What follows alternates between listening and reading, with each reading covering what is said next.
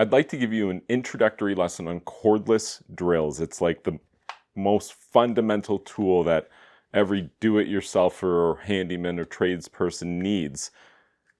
And there's really only 5 things that you need to know. And every drill has these 5 things. So let's just run over them quickly. So maybe we'll say the first one here will be the battery. Everyone's going to have a battery of some description, right? So you've got the drill part. It doesn't do anything without the battery. I think you know that. When the battery goes in, oftentimes if it doesn't go in, you can't get it to work.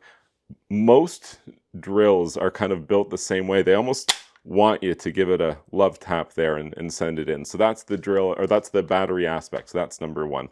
So let's talk about the trigger next, right? So every drill is going to have a trigger. But what I want to point out is that it's also going to have a safety lock. This is going to be your forward and reverse. So there's my forward,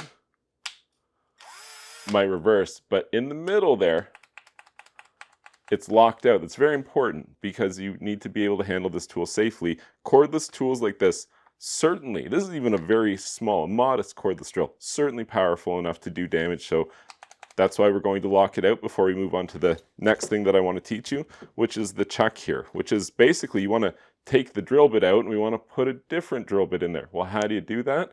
There's a couple of different ways, but the safest and easiest method is lock it out. And now just take a hold of it and turn it like you're taking the lid off a jar. It's exactly what it's like. Bada bing, we take that out, we get our other bit, we put it in there, and then just turn it the opposite direction, and that's it. Now it's tight, ready to go. As soon as we take that safety trigger off, that is. Okay, locked out, safety's on. We've talked about a bunch of stuff. Let's talk about 2 more features that every cordless drill is going to have. So on top here, see that number 2 there? That refers to the speed, so watch that. That's the maximum speed, but if I go down to 1, I've just switched into low range or first gear, and it spins a lot slower than it used to, but it's got a lot more torque, a lot more power than it used to. The gearing is such that it's lower speed, but higher strength, essentially. Whereas 2 would be something that you would want to spin really fast. So if I'm drilling a hole, I would have it on 2.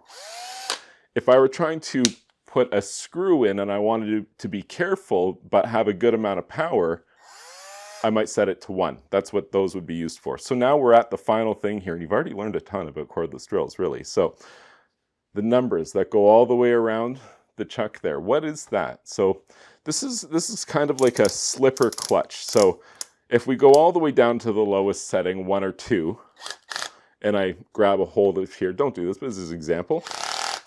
Do you hear that clicking noise? Well, what would be happening is that instead of rounding off a screw or drilling something in too far, the drill is applying a torque sensor here that is not allowing me to apply too much drilling power. And if you were to go all the way up, like each one of these notches represents an increase in the strength here. And then when finally you get all the way to, see the one that looks like a drill bit? That means there is no torque sensor anymore. It won't slip anymore. I can hold it as hard as I want, and it's going to apply its maximum strength against me holding it. So that's what those settings are. That's actually 5 things that every cordless drill has. I think that hopefully this has helped you. If it has, just remember that I'm technically Steve, and if you subscribe to this YouTube channel, it will technically help you.